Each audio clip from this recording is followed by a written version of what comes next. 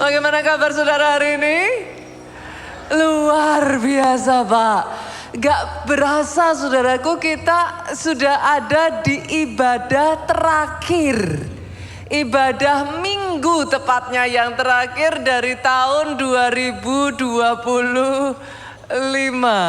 Jangan lupa tanggal 31 Desember.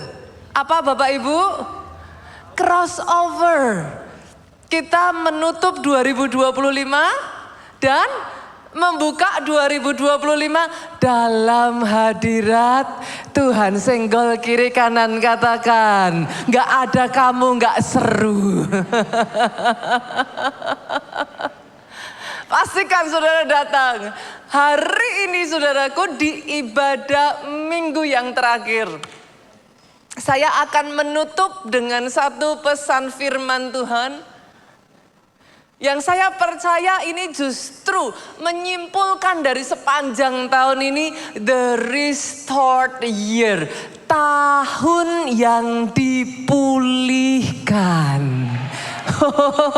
Kalau mau tepuk tangannya yang paling meriah buat Yesus Tuhan kita. Tahun yang dipulihkan. Sebelum saya mulai ini saudaraku, izinkan saya memulai dengan satu pertanyaan.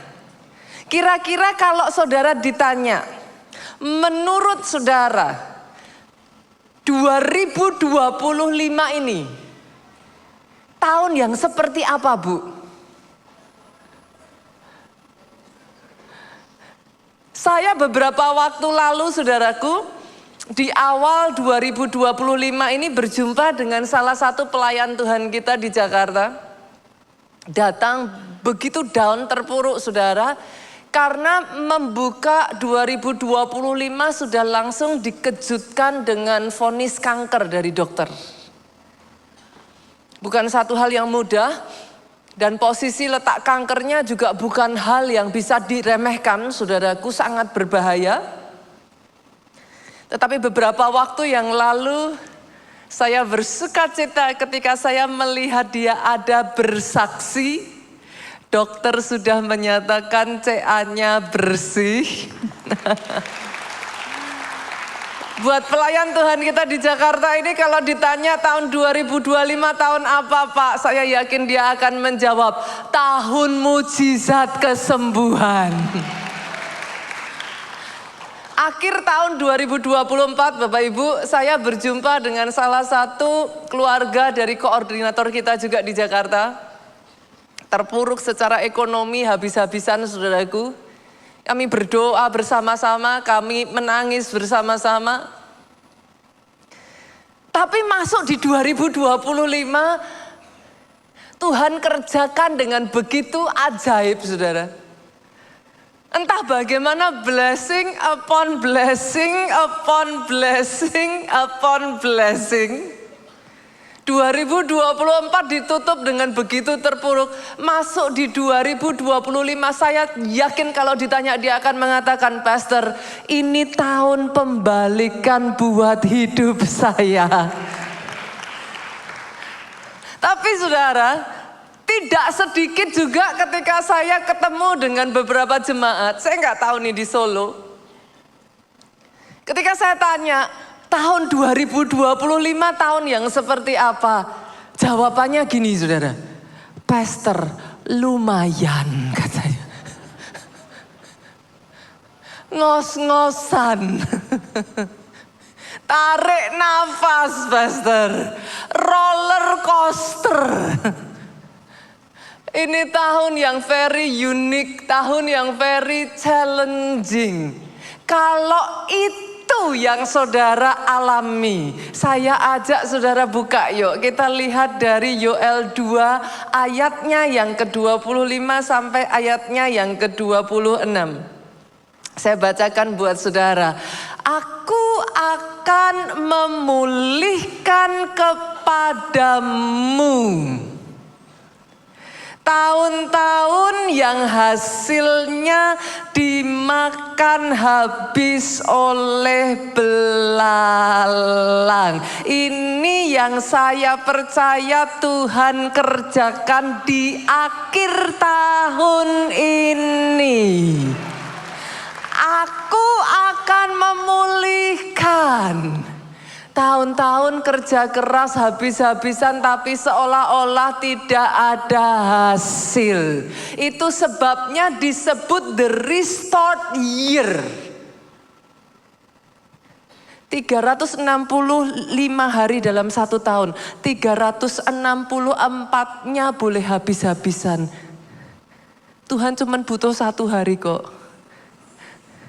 Tapi 1 hari itu pun dia sanggup membalikkan begitu saja. Yang sudah habis. Tahun ini saya perkatakan, jadi pemulihan atas hidupmu, atas hidupmu, atas hidupmu. Aminnya boleh yang paling keras. Itu yang saya tangkap.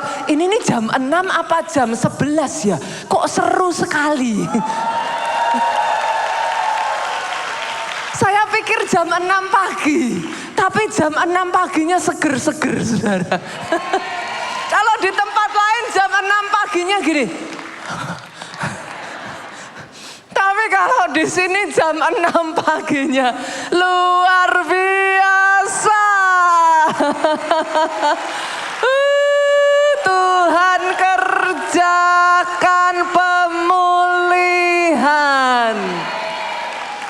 Karena bicara urusan belalang ini nggak bisa diremehkan loh saudara. Cerita soal belalang, masih ingat nggak ada satu cerita yang sangat terkenal di Alkitab tentang belalang ini juga? Apa Bapak Ibu? Masih ingat tulah belalang? Meluluh lantakkan bangsa sebesar Mesir. Saudara jangan lupa loh, dari 10 tulah, belalang itu tulah ke-8. Hanya nomor 3 setelah gelap gulita Pak, dan kematian anak sulung. Pertanyaannya jadi kenapa tulah belalang ini begitu mematikan saudara? Saya tarik lagi ya, kita balik lagi ke Yoel pasalnya yang kedua tadi. Kita lihat, kita lanjutkan ayat yang ke-25. Saya bacakan saudaraku. Aku akan memulihkan kepadamu tahun-tahun yang hasilnya dimakan habis. Lihat ini, oleh belalang pindahan, oleh belalang pelompat, belalang pelahap, belalang pengerip. Boleh nggak pagi ini saya ambil waktu sedikit saudaraku, kita lihat, kita zoom in ya. Apa sih yang dikerjakan oleh 4 macam belalang ini? Sebenarnya ketika firman mengatakan belalang saudaraku, jangan saudara berpikir bahwa ini benar-benar full belalang saudara. No, dalam bahasa aslinya itu lebih ke cara kerjanya. Apa yang dia lakukan, fungsionalnya saudaraku. Tidak literally dia belalang, bisa jadi dia serangga. Tetapi yang penting itu cara kerjanya. Yang pertama saya akan mengambil adalah belalang pengerip saudaraku. Belalang pengerip ini yang paling mengerikan saudara adalah dia membabat akarnya Pak. Yang dia gerogoti, yang dia habiskan tidak terlihat Bu. Tapi sumber utamanya kena Pak. Ini belalang pengerip.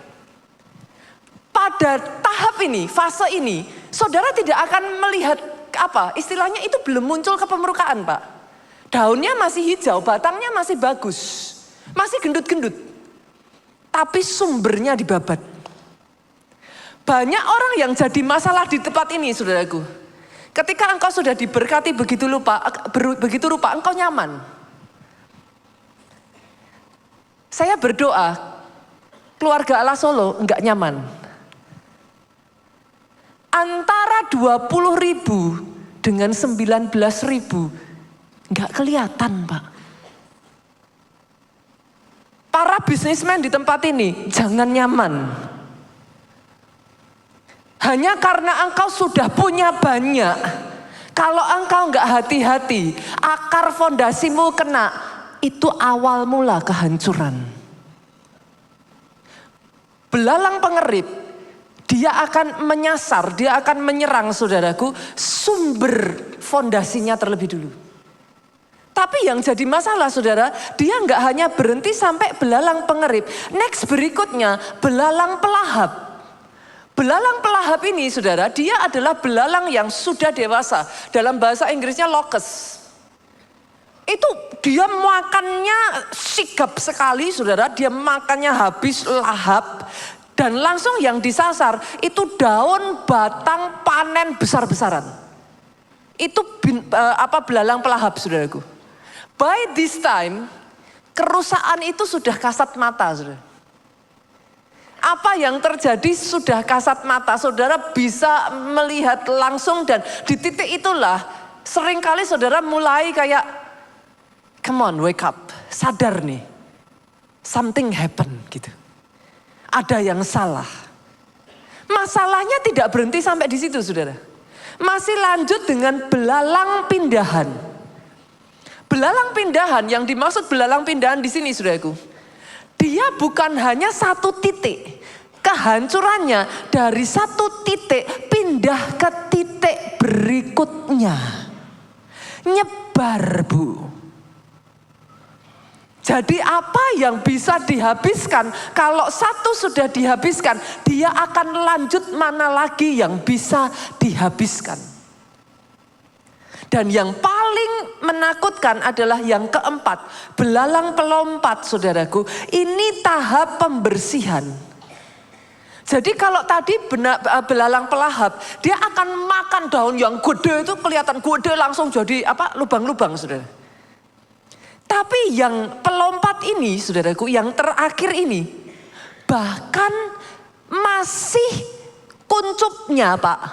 Masih istilahnya saudaraku. Bahasanya itu masih tunas-tunas kecilnya pun dihabiskan.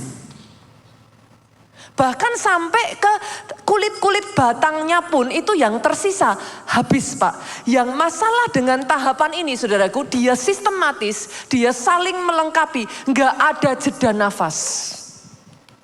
Saya nggak tahu ada nggak di tempat ini yang ngalami seperti ini. Itu sebabnya ayat ini dikatakan dia memulihkan tahun-tahunmu yang hilang. Yang dimaksud tahun-tahun yang hilang saudara. Saya tanya saudara, jamak atau tunggal?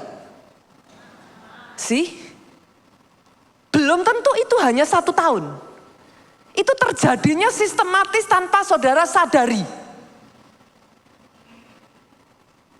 Dan yang paling masalah dengan ini, bukan hanya panenmu tahun ini yang dihabisi. Tapi engkau bahkan kehilangan kemampuanmu untuk menghasilkan panenmu yang baru.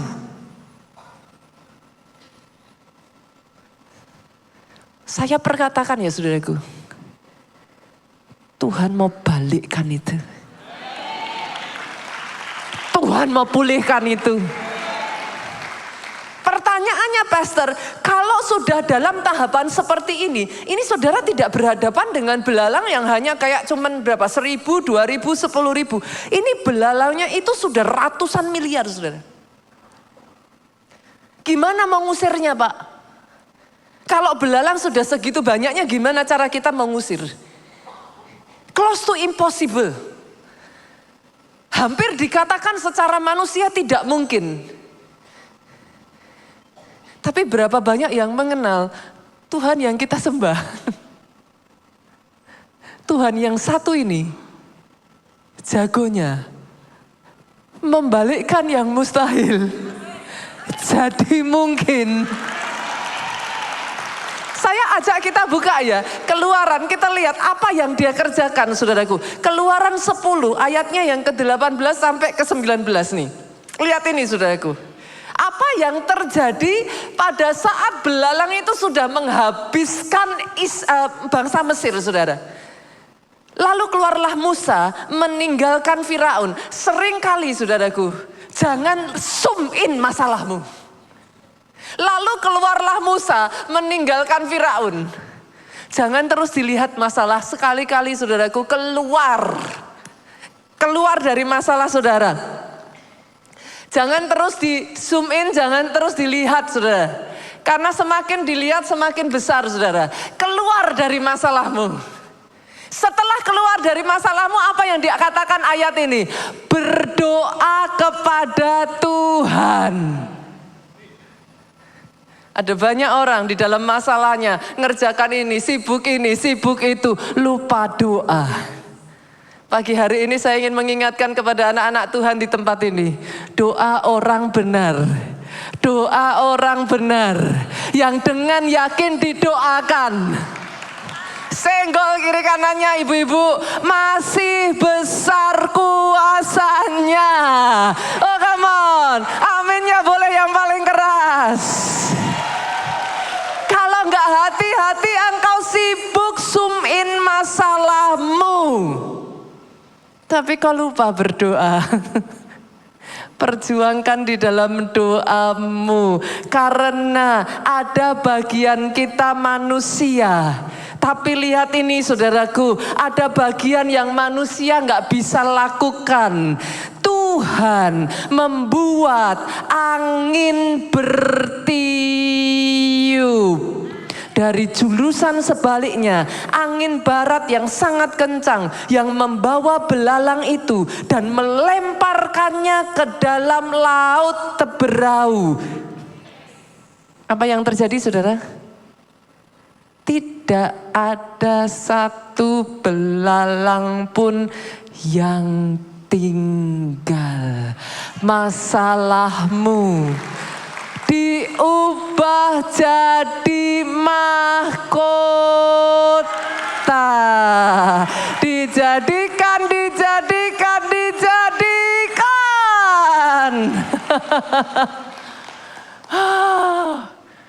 Ini yang saya percaya Tuhan kerjakan. Akhir tahun ini, Bu, angin Roh Kudus berhembus. Angin Roh Kudus berhembus. Angin Roh Kudus berhembus. Satu demi satu. Dia ubahkan. Dari UL saudara. Dimakan habis oleh belalang. Masuk pada Mazmur. Kita lihat lagi pasalnya yang ke-65, ayatnya yang ke-12 sampai ayatnya yang ke-14. Saya bacakan dari ayat 12 sampai 13 dulu saudara. Engkau memahkotai tahun dengan kebaikanmu.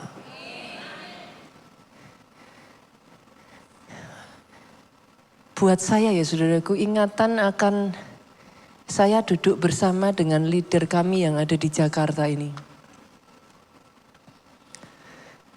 Jelas-jelas akhir 2024 semua jalan tertutup Pak. Kami duduk, ini orang yang setia, orang yang begitu baik. Apa saudara mau sebut apa lagi? Mungkin kurang berdoa pastor, mungkin kurang puasa. Mungkin kurang ini, mungkin kurang itu. Semua yang bisa dilakukan sudah dilakukan.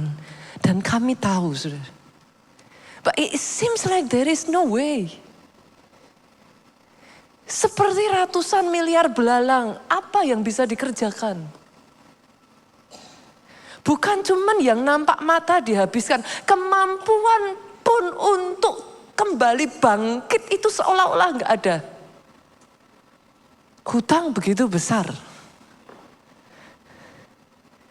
Tapi masuk 2025 ya Bapak Ibu. Saya sendiri takjub. Tuhan pulihkan, mungkin tidak seperti yang saudara pikirkan langsung seperti kayak membalik telapak tangan begitu saja. It takes time. Tapi sepanjang tahun ini Pak, saya sendiri dengar ceritanya sampai terlongo-longo. Dia berkata, pastor, produksi kami meningkat 22 kali lipat. Mau ngomong apa Pak? Kita enggak bisa ngomong apa-apa, kayak speechless. Kalau ditanya apakah mereka tidak melakukan itu di 2024, mereka usahakan bertahun-tahun, 5 tahun Pak. Saya rasa nggak kurang-kurang. Tapi somehow pintu tertutup Bu. Bagianmu kau kerjakan. Doamu jangan berhenti. Berjuangmu jangan berhenti. Lakukan. Puasamu jangan berhenti. Acquire new skill. Tingkatkan dirimu terus. Tapi ada bagian yang only God can do. Hanya Tuhan yang bisa kerjakan. Itu sebabnya kita butuh Tuhan. Tiba-tiba Tuhan kirimkan order begitu rupa, saudara. Dia bahkan berkata, yang tadinya tempat yang sama yang sudah nolak dia berkali-kali. Dibukakan begitu saja dengan gerai dan outletnya yang ribuan di Indonesia. Terakhir kemarin dia cerita, menang tender, saudara. Betul, mungkin Pak Obaja juga sudah menceritakan hal ini. Simple, disuruh Tuhan dari Jakarta datang ke Solo. Saya sampai bingung, tahu-tahu di rumah saya udah dikirimin ayam goreng non halal katanya, saudara. Lah kan saya bingung ya, loh dari mana kok bisa ada di rumah saya tiba-tiba satu pak ayam gitu, saudara. Saya dari Solo, Pastor. Lah ngapain? Miracle Night. Senggol kiri kanan, yang dari Jakarta aja datang ke Solo. Yang dari Solo, ayo ikut. Kalau jam 6 pagi aja bisa, sampai subuh nggak jauh beda, saudaraku. Bisa. Act of obedience. Ketaatan kecil hitam di atas putih, dia nggak bisa menang, saudara. Itu apa? Kompetitornya itu sudah perusahaan besar nasional. Nggak bisa menang, dari segi manapun dia nggak menang. Dari segi harga, dari segi rasa, dari semuanya nggak menang. Tapi somehow dia bisa memenangkan tender 1,3 juta, saudaraku. Betul, per kedel, tapi 1,3 juta, saudara. Kalau untung 1.000 aja berarti udah berapa, Bu? Nah, 1,3 M tinggal dikali aja, saudaraku. Itu baru tahap awal, saudara. Karena memang perusahaan nasional, ini tender nasional, saudara. Kerjakan bagianmu. Tapi kalau sudah bagian Tuhan, only God can do, jangan diambil. Kasih ke dia. Dia yang akan meniupkan angin itu. Sehingga masalah jadi mahkota. Bukankah itu yang Tuhan izinkan terus dia kerjakan? Bukan hanya ayat 12, 13, ayat 14. Padang-padang rumput berpakaikan kawanan kambing domba. Apa artinya, Pastor? Yang tadinya padang-padang rumput kehilangan hijaunya. Habis dimakan belalang. Sekarang padang-padang rumput berpakaikan kambing domba. Bicara tentang multiple blessing. Tadinya yang dikerjakan kering. Ekonominya kering. Apa kalau orang sekarang? Kantongnya kering. Kasihnya kering. Keluarganya kering. Tapi sekarang berpakaikan kambing domba. Dimultiplikasikan. Bukan hanya itu, saudaraku. Lembah-lembah berselimutkan gandum. Maksudnya apa? Lembah itu selalu berbicara apa? Masalah, tempat penderitaan, tempat yang ada di bawah. Berselimutkan gandum. Ini maksudnya, Pak. Bahkan di dalam masa kekeringan tetap ada tuaian. Nggak harus nunggu masanya berganti dulu. Tuhan sanggup kok buka. Ada kesempatan dalam kesempitan. Boleh masanya masih kekeringan, tapi dalam kekeringan tidak mustahil, tetap ada tuaian. Itu yang Tuhan kerjakan di dalam kehidupan Yusuf, saudaraku. Secara manusia, Yusuf itu berusia 17 tahun itu keadaannya semuanya baik. Bukan kan kehidupan itu kadang kayak seperti itu enggak sih saudara? Roller coaster ya, sering kali ya. Hari ini dipuji-puji, besok habis-habisan difitnah. Hari ini baik-baik saja, tiba-tiba datangnya masalah nggak terduga. Bukan cuman bawa saudara-saudaranya, bawa tetangganya Pak, bawa kucingnya, bawa anjingnya. Datang berbondong-bondong saudaraku. Pastor kalau datangnya izin aja kita tendang saudara. Lah tapi datang nggak permisi tuh. Seringkali tidak terduga saudaraku. Siapa yang akan berpikir dalam hitungan jam Yusuf yang anak yang paling disayang dikasih jubah kemuliaan saudaraku. Dalam hitungan jam dibuang jadi budak. Siapa yang berpikir Pak? Nggak ada yang berpikir. 13 tahun loh saudaraku. 13 tahun. Yang jadi masalah banyak orang hari-hari ini ya saudaraku. Semua orang maunya instan. Firman Rema Natal kemarin saudara. Butuh kesabaran. Kadangkala ya diizinkan Tuhan. Bukan niatannya Tuhan gak sayang. Dia sedang carving, dia itu membentuk. Yang namanya proses membentuk ya saudaraku. Kalau enggak sakit itu enggak terbentuk. Saudara nyaman-nyaman dan saudara bilang, wah Tuhan membentuk aku, enggak ada saudara. Enggak ada ceritanya. He is working in you eternity. Yang dia kerjakan di dalam hidupmu itu kekekalan. Tapi kalau dia kerjakan bukan karena dia enggak sayang. Justru dia mau angkat engkau besar. Kalau cuman kecil-kecilan ya saudaraku. Berapa banyak di sini yang setuju dengan saya jangan mau jadi tusuk gigi? Yang sepakat aminnya yang paling keras. Hanya dipakai sekali lalu dibuang. Yang saya berdoa ya saudaraku, engkau bukan cuma diangkat naik. Diangkat naik gampang. Diangkat naik, tapi terus naik.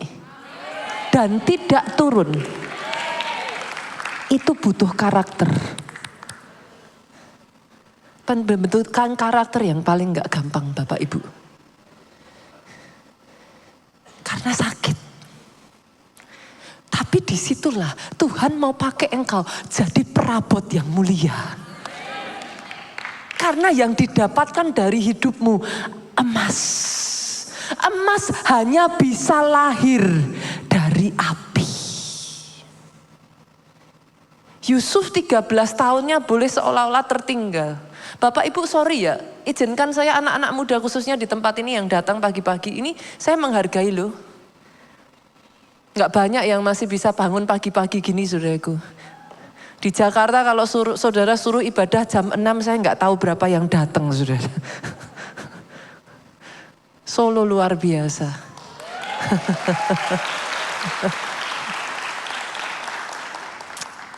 Tapi dengar ini ya saudaraku. Kalau Tuhan izinkan ya. Itu masa-masa sama seperti Yusuf. Pembentukan itu. Engkau tidak harus membandingkan dirimu dengan siapapun. Karena engkau unik. Tidak satu orang pun di tempat ini sama satu dengan yang lain. Bahkan tidak satu anak kembar pun yang sidik jarinya sama. So engkau gak perlu lihat kiri kanan dan membandingkan. Kenapa? Ada cara Tuhan, ada jalan Tuhan yang spesial buat masing-masing pribadi di tempat ini. 13 tahun dilalui Yusuf seolah-olah tahunnya kering. Song Pak. Kalau dia ikut orang tuanya, dia mungkin sudah usaha, dia sudah blossom, dia mungkin sudah punya keluarga, dia mungkin sudah banyak hal yang bisa dia kerjakan. Dia mewarisi kekayaan yang begitu besar dari orang tuanya. Tetapi 13 tahun zong. Bukannya maju tapi mundur. Tapi lihat apa yang Tuhan kerjakan buat Yusuf. Yuk saya ajak saudara buka Kejadian. Pasalnya yang ke-41 ayat yang 51. Yusuf memberi nama Manasye kepada anak sulungnya itu. Sebab katanya, Allah telah membuat aku lupa sama sekali kepada kesukaranku dan kepada rumah bapakku. Bukan hanya dipulihkan. Kalau rumah bapaknya masih lebih baik, dia akan ingat. Tapi dipulihkannya begitu rupa. Sampai dia lupa semua kesukarannya. Hari ini buat saudara yang masih ada di masa penantian firman kemarin. Saudara yang belum dengarkan firman Natal kemarin ya saudaraku, dengarkan lagi di YouTube. Saya ingin meng-announce kepada saudara, siap-siap. Karena dari masa penantian, masa penggenapan itu akan datang saudaraku. The shifting of the year. Peralihan tahun ini sedang terjadi. Peralihan tahun ini sedang terjadi. Dia sedang mengerjakan itu atas pribadi, lepas pribadi di tempat ini. Itu sebabnya saudara, saya harus ngomong sama saudara. Ini saya harus ingatkan. Manusia bukan hidup dari roti saja. Engkau butuh rema. Engkau butuh rema. Akhir tahun nanti kalau engkau nggak kemana-mana, jangan malas desak-desaan. Bukankah itu serunya akhir tahun, saudaraku? Ayo bareng-bareng. Duduk, cari tempat paling awal. Lapar, haus. Itulah fase paling menyenangkan kalau saudara dalam masalah. Seringkali saudara nggak dapat lagi itu ketika engkau sudah diberkati. Lupa loh saudara. Engkau sudah nggak willing lagi untuk melakukan itu kadangkala kalau kita nggak jaga apinya. Desek-desekan, duduk paling depan. Cari Tuhan, cari rema di akhir tahun. Nanti awal tahun ya saudara, minggu kedua, saudara yang masih pergi, minggu kedua tanggal 11 pastikan sudah datang saudara. Pengurapan awal tahun. Pengurapan awal tahun jangan dilewatkan. Siapapun yang doain, siapapun yang ngolesin minyak, bukan itu yang penting. Tapi ketika minyak dioleskan, engkau katakan di dalam hatimu, dijadikan atas hidupku. Rema awal tahun 2026 saudara. Karena apa ya, salah satu hal yang paling saya sukai dari gereja ini saudaraku. Saya bertumbuh, saya lahir di sini. Menikah sama anaknya pendetanya saudaraku. Diutus ke Jogja, sekarang ada di Jakarta. Satu yang tidak pernah berubah dari gereja ini. Rema itu begitu hidup. Dari waktu ke waktu. Itu yang membuat saya bertahan. Itu yang membuat saya tetap bisa berjalan. Itu yang membuat saya kuat. Manusia tidak hidup dari roti saja. Jangan lupa. Bukan tubuh saja, tapi roh. Rohmu butuh rema, roti hidup. Setiap perkataan yang keluar dari mulut Tuhan. Itu yang bikin kita kuat. Pertanyaannya sekarang Pastor. Nah ini saudaraku, ini yang paling penting. Bagaimana saya mengalami pemulihan itu dari wasted year. Dari tahun-tahun yang sudah dihabiskan itu. 2 poin saja saya berikan saudaraku. Yang pertama, evaluasi dan berbenah. Jangan hanya nunggu mujizat tapi nggak mau berubah. Ini penyakitnya orang Kristen. Suruh doa oke, puasa oke, sampai jengking-jengking. Suruh kerja. Biar Tuhan saja, Pastor. Lah ya habis, saudaraku. Yang satu harus dilakukan, yang lain jangan dilupakan. Urusan rohani harus dikerjakan, itu betul yang paling utama. Tapi kan manusia bukan hanya rohani saja. Manusia butuh nasi goreng saudaraku. Lah bener gak? Betul.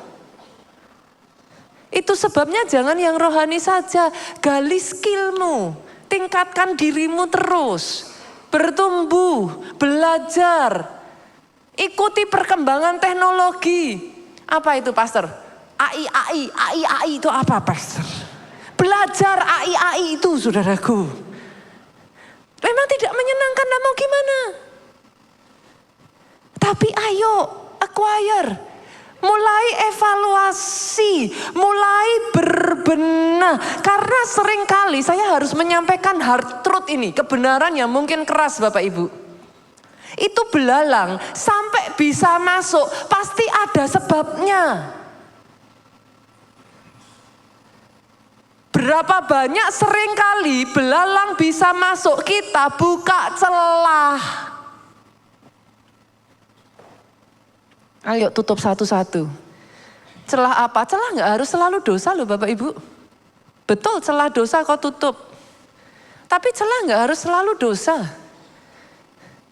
Ketika engkau stok, engkau nggak perhatiin, engkau ngomong aja, pastor ini pegawai udah lama, pastor udah ikut saya 20 tahun, nggak mungkin lah, nggak mungkin dia nyuri. Habis baru sadar, saudara.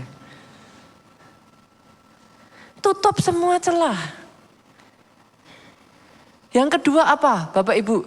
Kenyamanan. Saya itu menemukan kenyamanan itu mengerikan, saudaraku. Engkau nggak lagi punya same energi. Apa? Haus darahnya itu nggak sama lagi. Kalau dulu ketika kau masih nol, perjuangannya itu loh habis-habisan. Tapi setelah engkau di atas, rasa haus darahnya udah beda. Dulu bangun jam 3 pagi, jam 4 pagi, pulang jam 12 malam habis-habisan, saudara. Sekarang ketika Tuhan sudah berkati, capek pastor, ini pastor, apa pastor. Nyaman. Ketika saudara nyaman, engkau malas. Gak diteliti satu-satu. Gak dicek tuh satu-satu. Akhirnya by the time, kan belalang datang gak langsung banyak ya Bapak Ibu. Itu kalau dari kecil udah ditutup ya udah selesai. Tapi kenapa kok bisa sampai besar? Karena dari kecil dibiarkan. Apalagi saudara, dalam kasus bangsa Mesir, Firaun mengeraskan hati. Bukan Tuhan gak ngomong, Tuhan sudah ngomong. Tapi kok keraskan hati, nggak apa-apa lah pastor, nggak apa-apa lah pastor, nggak apa-apa, buktinya nggak apa-apa sampai papa. Hari ini berbenah yuk, evaluasi. Ada satu kisah dari kota Solo saudaraku. Seorang bapak di kota Solo ini. Tuhan berkati begitu rupa saudaraku, dimulai dari kesetiaannya. Rajin ikut pondok Daud, rajin pelayanan. Ketika yang lain belum datang, dia datang nomor 1. Rajin benar-benar datang di hadapan Tuhan. Pekerjaannya dikerjakan dengan sungguh-sungguh. Sampai yang Pak tadinya nggak ada apa-apa Pak. Tuhan berkati satu gerai restoran Jepang. Tuhan berkati gerai yang kedua. Tuhan berkati gerai yang ketiga. Tuhan berkati gerai yang keempat. Sampai Tuhan berkati punya 6 Bapak Ibu. Tuhan itu berkati secara luar biasa. Tapi setelah diberkati Tuhan, sekarang gak punya waktu ibadah. Setelah diberkati Tuhan, sekarang gak punya waktu pelayanan. Diajak pelayanan mulai dijawab, aduh saya udah sibuk sekali, kerjaan udah banyak, gimana gak bisa. Yang tadinya rajin persepuluhan, yang tadinya rajin nabur. Aduh sekarang ini dibutuhkan untuk harus memperbesar, untuk harus ekspansi, nggak bisa. Nanti dulu. Waktu berjalan saudaraku sampai akhirnya momen pandemi Tuhan izinkan. Itu 6 gerai tutup total saudara. Selama momen pandemi saudaraku. Benar-benar jatuh, terpuruk, habis. Bapak ini bercerita, dia bersaksi sendiri. Hutang kami miliaran, pastor. Dan tidak ada kemampuan untuk bisa kami membayar. Nggak ada kekuatan. Tapi yang saya salut dengan Bapak ini ya, saudaraku. Dia berkata, Saya memulai lagi dari bawah, Pastor. Saya mulai datang sama Tuhan tadi. Taruh masalahmu, berdoa. Tanya sama Tuhan. Seperti Daud. Tanya sama Tuhan. Tuhan mulai bukakan satu-satu. Dia mulai benahi, saudaraku. Yang tadinya seolah-olah kayak enggak ada waktu untuk ini. Yang tadinya seolah-olah enggak ada lagi untuk ibadah, sudah tidak ada apinya untuk ikut datang pondok Daud. Dia katakan, Bapak ini katakan, saya mulai benahi satu-satu. Saya rajin lagi ibadah. Saya datang lagi sama Tuhan. Saya mulai ikut pondok Daud. Saya komit. 1 minggu saya pasti datang 1 kali. Saya komit. Saya tata lagi. Bahkan untuk bayar utang aja susah. Tapi ini yang saya lihat itu luar biasa, saudaraku. Dalam masa kekeringannya dia berkata, setiap usaha saya sekecil apapun itu, Pastor, ada untung saya persepuluhan. Saya bawa di hadapan Tuhan terlebih dulu. Seringkali ada tantangan. Rasanya di hati, aduh lebih baik tak pakai bayar hutang. Ini persepuluhan jadi rasanya berat. Tapi dia ngomong sama Tuhan, Tuhan aku mau setia. Dia cek lagi, saudaraku, apa yang tadinya membuat sampai 6 gerai tutup, dia periksa satu demi satu. Dia tata lagi manajemennya. Dia atur satu persatu apa yang tadinya sudah lepas, saudara. Dengan cara Tuhan yang ajaib. Momen pandemi itu berlalu, ada 2 gerainya yang bisa dibuka. Dia ngomong, Pastor, kami mau buka aja gak punya uang. Tapi Tuhan mudahkan. Tuhan gerakkan yang punya mall. Tuhan mudahkan. Kami dibantu. Sampai akhirnya secara ajaib, saudaraku. Dari 2 gerai. Hanya dari 2 gerai. Tuhan bantu. 70% hutangnya mulai terbayar, saudara. Satu demi satu dia terus setia. Kali ini dia ngomong sama Tuhan. Tuhan, aku tidak akan tinggalkan Engkau. Aku tahu dari mana asal berkatku. Aku tidak akan lepaskan. Dia tetap setia. Dia masih terus kerjakan. Dia terus kerjakan. Sampai akhirnya Tuhan pulihkan total. Bahkan pembalikan terjadi. Momen penantian, momen masalah, keadaan yang buruk tidak selalu seburuk yang engkau pikirkan. Itu momen evaluasi. Itu momen perubahan. Benahi. Apa yang bisa dibenahi? Belajar berani melihat kenyataan. Hadapi. Jangan sembunyikan, jangan ditutup. Tapi justru lihat, hadapi. Karena dari evaluasi, dari pembenahan, pintu-pintu yang tadinya sudah tertutup. Mulai Tuhan bukakan. Setia dari berkat kecil. Jangan bilang ya cuman segitu, Pastor, mau apa? Segitu aja nggak bisa memulihkan saya. Dari yang segitu Tuhan tambahkan yang besar. Jangan remehkan yang kecil, maka yang besar Tuhan berikan. Jangan sepelekan sekalipun kayak rasanya nggak ada apa-apanya. Karena dari yang kecil engkau setia, yang besar Tuhan percayakan. Yang kedua, saudaraku, yang pertama evaluasi. Yang pertama terus berbenah. Sementara kau kerjakan 2 hal ini. Yang kedua, tetap kuat dan tetap bersyukur. Kenapa tetap kuat? Ngadepin masalah besar, kalau saudara nggak kuat, hancur. Halo, senggol kiri kanan, jangan jadi orang Kristen cengeng. Bukan waktunya. Life must go on, saudaraku. Hidup tidak semenyenangkan yang dipikirkan banyak orang. Terus kenapa? Hadapi. Apakah dengan saudara nangis? Apakah dengan saudara nyalain Tuhan, keadaan jadi lebih baik? No, hati lebih berat, Bu. Ada sebagian orang yang saya lihat ya saudaraku di tengah masalah besar tertunduk, nggak bisa apa-apa, freeze, do nothing. Apakah jadi lebih baik, Pak? 0. Dibutuhkan mental yang kuat. Mental yang kuat tidak dibentuk dari masa baik. Mental kuat dibentuk dari masa sukar. Sekali lagi ya, saya perkatakan di tempat ini, bukan anak gampangannya Tuhan Yesus. Gak datang ibadah hanya cari berkat. Tapi penuhi ruangan ini dengan ucapan syukur. Habakuk loh saudaraku. Ini ayat ini ya. Saya sangat belajar saudaraku di masa-masa berat dalam kehidupan saya. Saya belajar ayat ini. Habakuk 3 yuk, ayat 17 sampai 18. Sekalipun pohon ara tidak berbunga. Lihat ini saudaraku.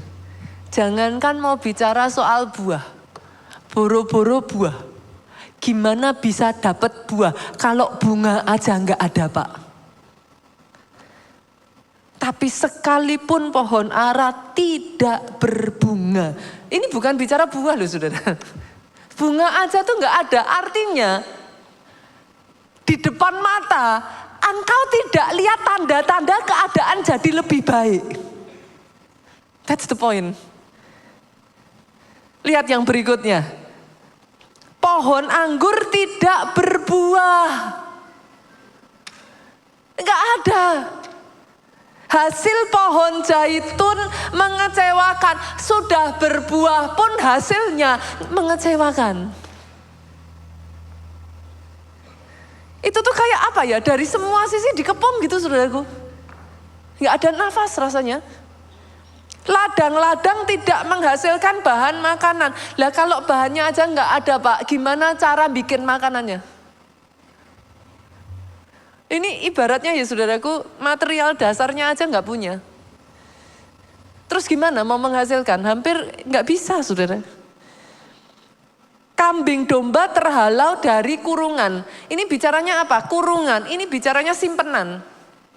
Simpenannya aja udah nggak ada. Simpenan kecil kambing domba, tidak ada lembu sapi. Simpenan besar juga nggak ada. Ini keadaan yang saya nggak tahu ya, apakah ada di tempat ini saudara ngalami sampai di titik ini nih. Tapi if that is you ya saudaraku, izinkan saya mengatakan ini. Namun aku akan bersorak-sorak di dalam Tuhan. Beria-ria di dalam Allah yang menyelamatkan aku. Might as well saudaraku. Maksudnya bagaimana? Saudara sedih, saudara terpuruk, saudara gloomy. It doesn't do you any good gitu. Gak membawa kebaikan apapun. Sama-sama di dalam semuanya itu. Jangan izinkan masalah membungkam mulutmu untuk mengucap syukur.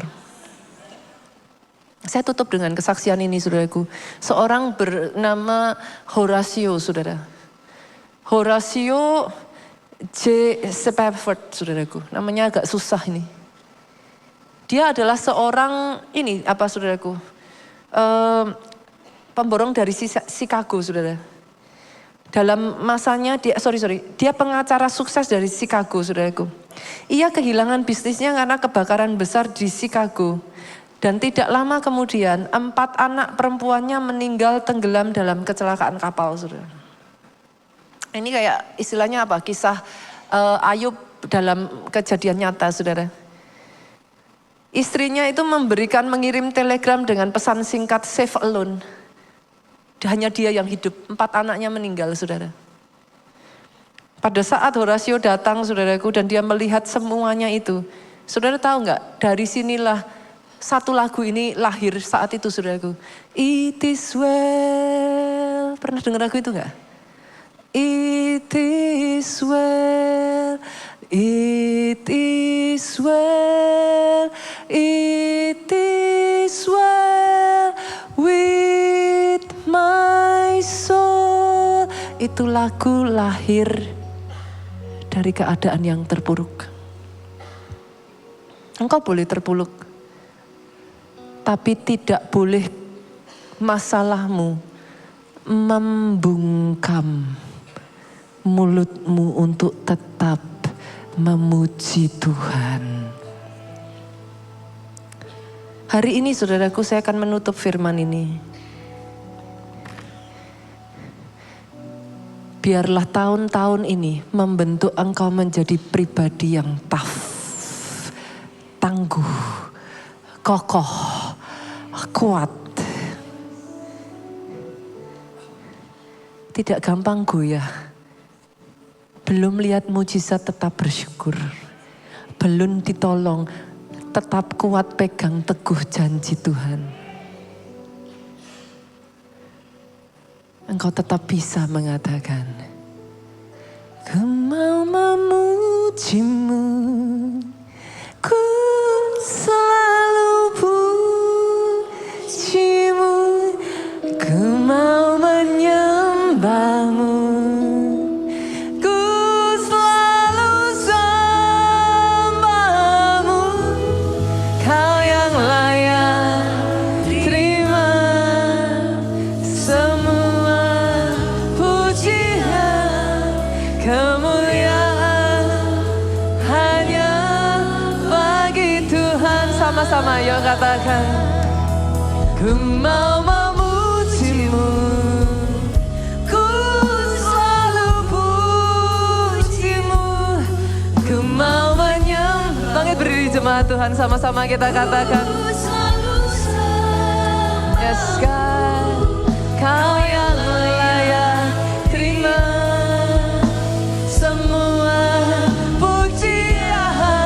kemuliaan hanya bagi Tuhan. Sama-sama katakan, angkat tanganmu saudaraku. Ku mau memujimu, ku selalu pujimu, mau menyembahmu,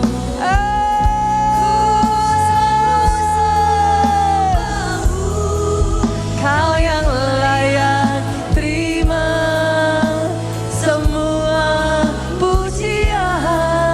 kemuliaan hanya bagi Tuhan. Engkau yang layak, kau yang layak terima semua pujian, kemuliaan hanya bagi Tuhan. Kau yang layak terima semua kemuliaan hanya bagi Tuhan. Dahsyat Engkau Tuhan. Ini yang kami pegang Tuhan. Shifting is happening. Peralihan itu sedang terjadi. Ajar kami untuk bisa melihat new beginning begins.